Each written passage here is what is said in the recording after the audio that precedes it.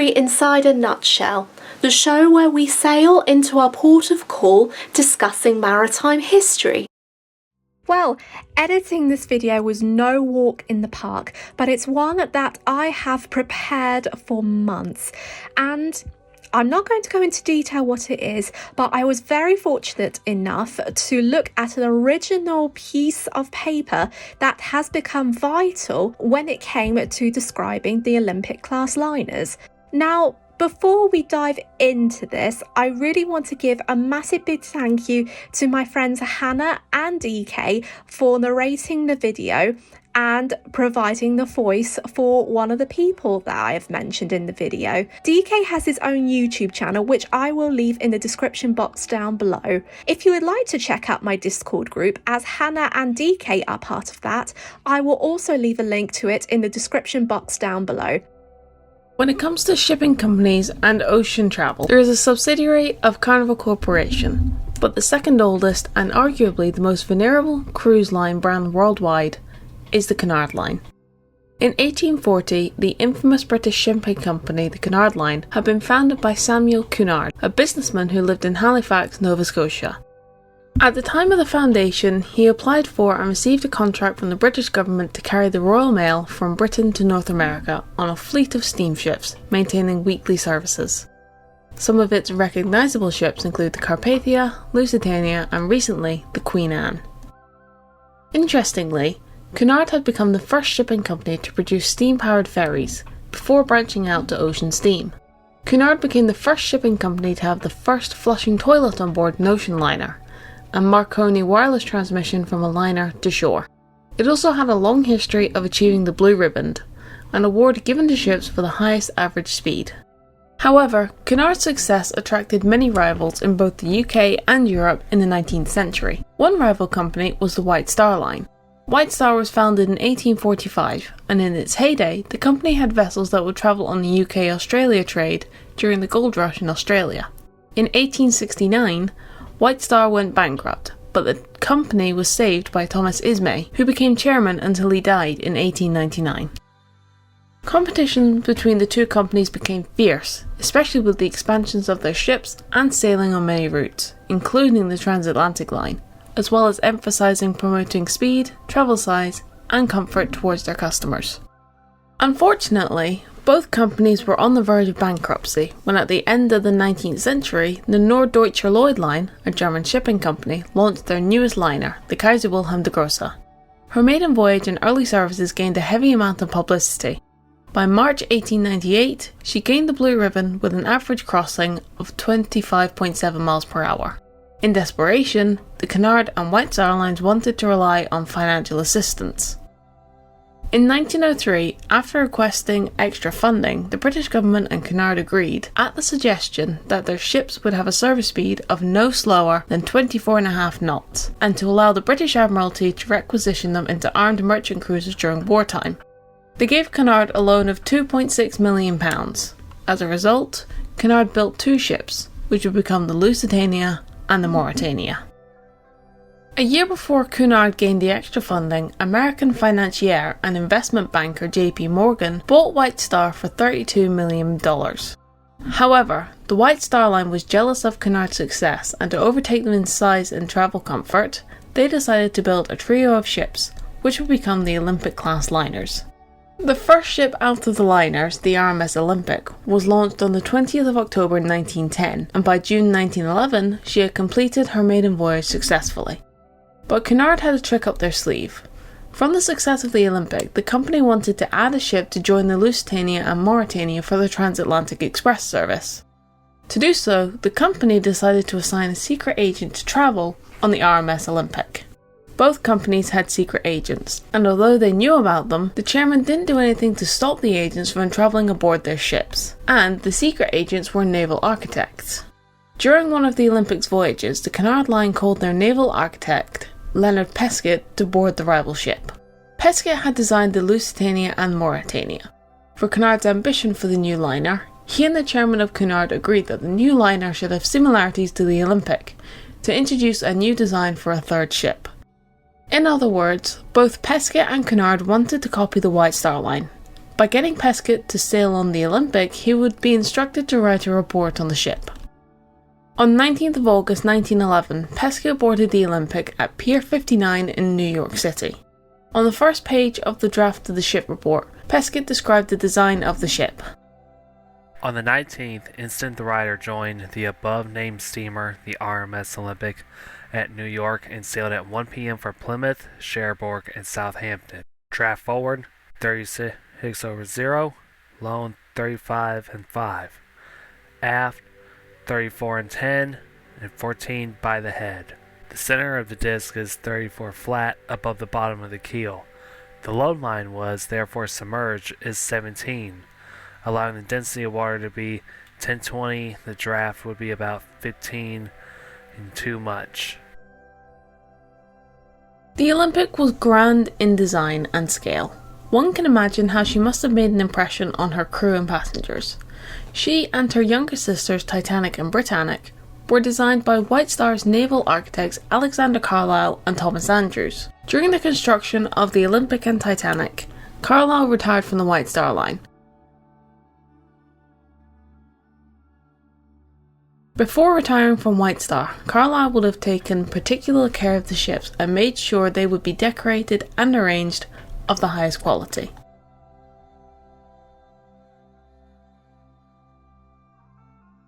His replacement to continue the project was his nephew, Thomas Andrews, who would later perish in the sinking of the Titanic. The White Star liner was larger than the Lusitania and the Mauretania, with a weight of 15,000 gross tons. It was also longer, as Lusitania was 787 feet while Mauretania was 790 feet. In total, the Olympic was 882 feet 9 inches in length. When Peskett had referred to her coal double bottom of the Olympic, he may have referred to the ship's tank top too. The double bottom had 2 layers of watertight hull surface, which is akin to having skin layers. These layers were supposed to protect the ship from danger such as a collision. The tank tops of the ship acted as a platform for machinery and cargo. The tank top was also where the ship's 6 boiler rooms were located. In the rooms, the Olympic would have been equipped with machines, like an illuminated telegraph, Kilroy noise, and stock indicators. While on board, Pesky noted that the Olympic was carrying 477 saloon, or first class passengers, 205 second cabin, or second class passengers, and 914 third class passengers. At the time of boarding in New York, first and second class passengers were boarded from the upper floor of the shed onto the B deck, while third class passengers had to enter the ship on F and G decks, through 2 entrances. Women and families would have entered from the main stairwell. Men had to enter via Scotland Road, located on E deck. It is unknown when the Olympic would have left the harbour, but based on the information from modern ships today, it's likely that the Olympic must have left New York between late morning to early afternoon Eastern Time Zone.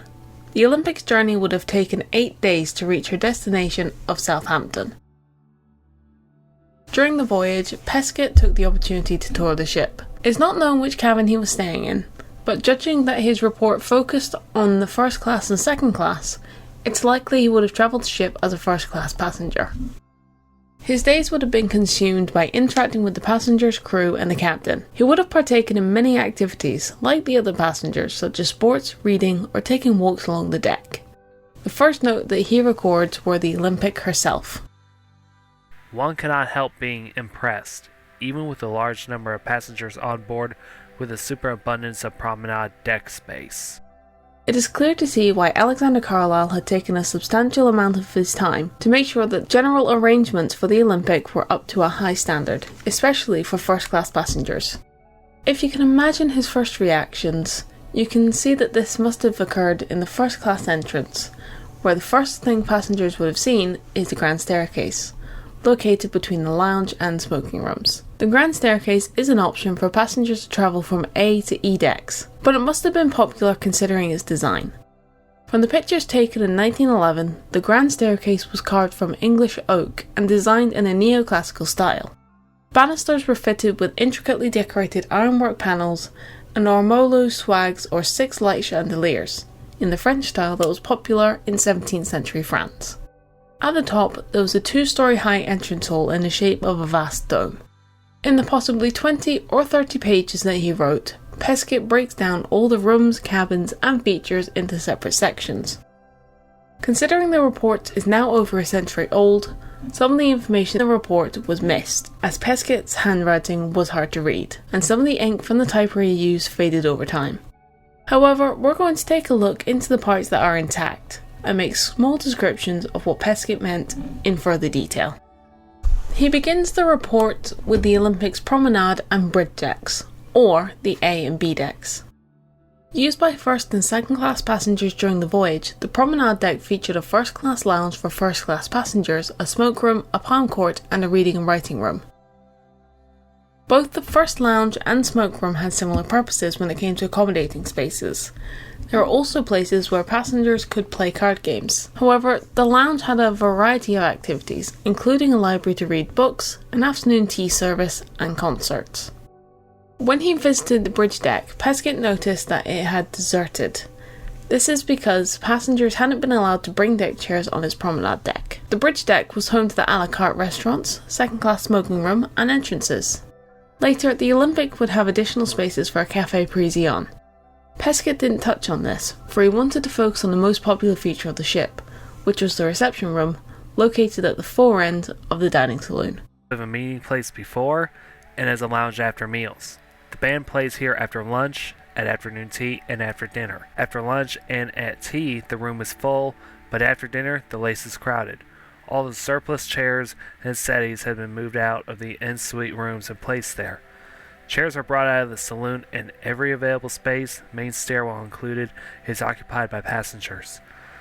During the time the band plays in this room, the passengers remain here, but as it ceases, they disperse to their cabins and to the promenade and public rooms on A deck.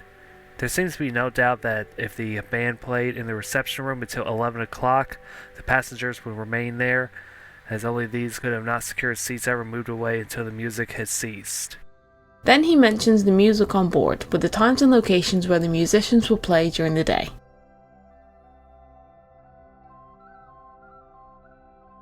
This goes on into more detail about the restaurant and the dining saloon. To be a success, the numbers taking meals here for the passage out and home were stated to be 160 and 105 respectively. Judging from the numbers to be found there at meal times, there seems to be grounds for doubting this statement. The receipts for the restaurant were stated to be as follows. Numbers already booked for 4th Voyage 120. This was taken from the Marconigram received by Chief Steward. The restaurant is run by the owners under the superintendence of a manager. The department is entirely separate from that of the Chief Steward, having an independent staff, galley, storerooms, etc. Owing to the great demand for seats in the restaurant, the tables have been increased from 25 to 41, merely providing 33 additional seats. The introduction of the restaurant appears to be creating a new class. The restaurant certainly finds a place for that class of passenger who is always dissatisfied with the catering on every ship in which he may travel. The question, however, is whether after having to pay a restaurant account for one voyage, he would not be more content to take, without demur, his food in the saloon. The rebate from passage money for taking meals in the restaurant is stated to be 25. Judging from reports, this amount would scarcely suffice for one day's patronage. An objection to the restaurant is that the windows open out onto the second-class promenade. As regards the planning and general seating arrangements, very little fault can be found. It is in the ventilation of the room that an apparent error of judgment has been made. There is no opening or well in the center. At first, there was no provision made for exhausting the vitiated air from the saloon, but while the ship was in Southampton, 2 small fans were fitted over the gratings in the ceiling in a position about midway between the machinery casings and some 16 feet out from the middle line. Ordinarily, fans have also been fitted in all convenient positions, owing to the great beam and the difficulty at that depth of providing natural light. Passenger who assumes an air of superiority and holds aloof from the ordinary saloon diner. A number of restaurant menus are attached, upon which are given the prices for the various dishes. The minimum rate per head for a dinner for 3 or more persons is 12 shillings and 6 pennies.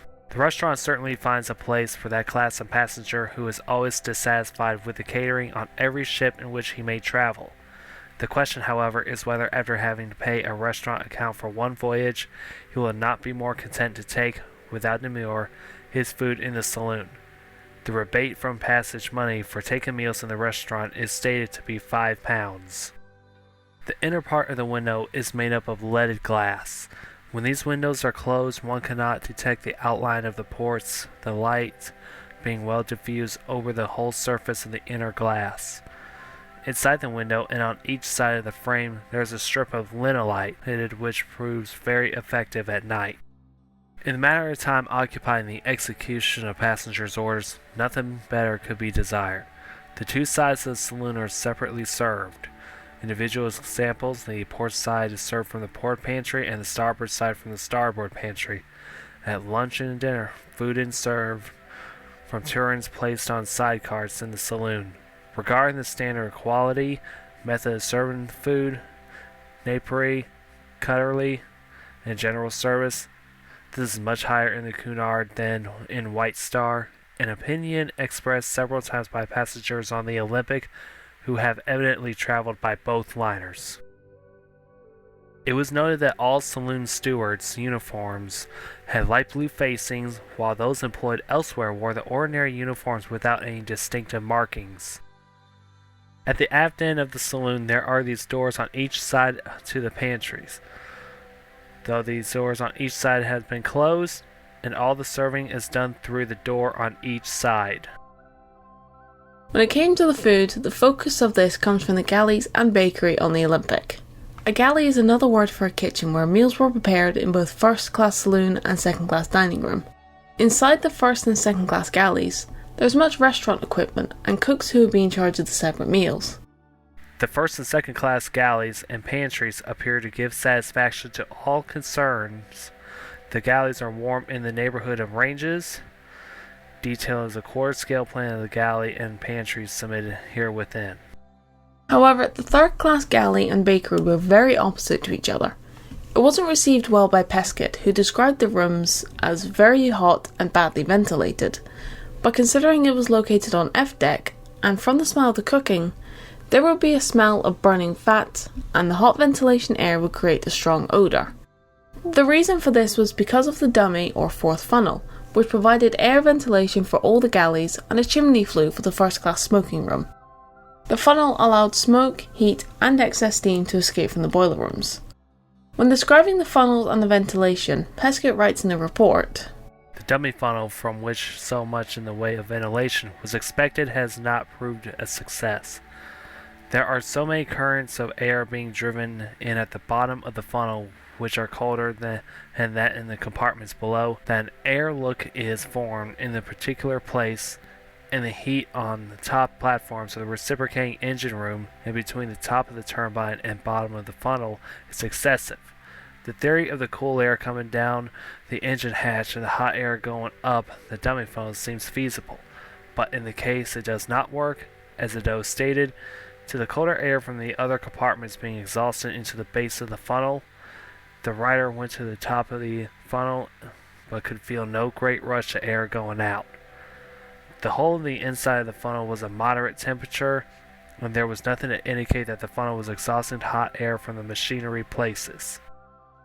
From all lavatories, sallies, and pantries is exhausted by powerful fans, the inlet of fresh air being by the entrances to the lavatories and by side ports only.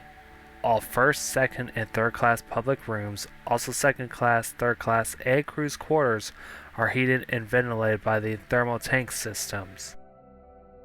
He also goes into a lengthy account of all the ventilation systems on the decks, but since they are too complicated to explain, it would be fair to move on from them and focus on the ship's leisure facilities. The Olympic provided their passengers with many facilities on board. Outside, there was a space on the deck to play outdoor games like shuffleboard and tennis. Inside, the Olympic had Turkish baths, electric baths, a squash court, a gymnasium and a swimming pool. By the time she had completed her maiden voyage, the Olympic was one of the first liners to have an indoor swimming pool with heated seawater. The pool and the room itself were accessible to first class passengers. The swimming bath is at certain hours reserved for this free use of ladies and gentlemen relative. It is open or other times on payment to there who one not look for the Turkish baths. The bath, which is only 33 by 14, is well patronized. It was observed that when the ship was only slightly pitching, there was considerable movement in the water, it being thrown up over the ends of the bath. Consequently, there is alternately very little water at each end of the bath. At the shallow end, the depth of the water is 4, 5.5 and 5, 1.5 at the deep end. The water is being constantly sprayed in at the fore end of the bath and discharged under the steps at the aft end. Marble steps are fitted at each end of the bath. Up to nearly the end of this voyage, springboards for diving were fitted at each end, but owing to there being the three accidents to passengers through diving them when the water was moving, the boards were removed. The marble steps are also dangerous and will evidently be taken away and replaced by vertical ladders made of teak. There are 2 nickel-plated shower and spray baths and 13 dressing boxes connected with the swimming bath. The swimming pool had harsher rules when it came to allowing people to use it, as the White Star didn't allow mixed gender swimming sessions. Gentlemen would have 6 AM to 9 AM and 2 PM to 6 PM slots during the voyage, while ladies only had 1 slot, which would be from 10 AM to 1 PM. It was the same in the Turkish baths and electric baths too. The Turkish baths on all the Olympic class liners were day spas for their time. Unlike the 2 slots men had for swimming, ladies and gentlemen would have 1 slot each. The baths also had 5 rooms: temperature, cool, hot, steam, 2 shampoo rooms, and electric baths. The electric baths weren't popular either. The Turkish bath is open to ladies at various hours as advertised. A charge of 4, which includes the use of the swimming bath, is made. The bath, as far as fittings, ventilation, and hot air supply are concerned, is not a success. In the steam and hot rooms, the sides are covered with MDK, the enamel on which is all peeling off and the zinc going to powder. Samples taken from walls are submitted. The cooling room is stuffy and needs more fans to exhaust the ventilated air, although a considerable alteration is required. The ship's gymnasium gained attention since it had lots of equipment. They even had a physical educator, a term for gym instructor, who would show passengers how to use the equipment. Fairly well patronized, it seems at no time to be unoccupied, but it is too far away from the swimming bath, rocket core, etc. The gymnasium is fitted as follows.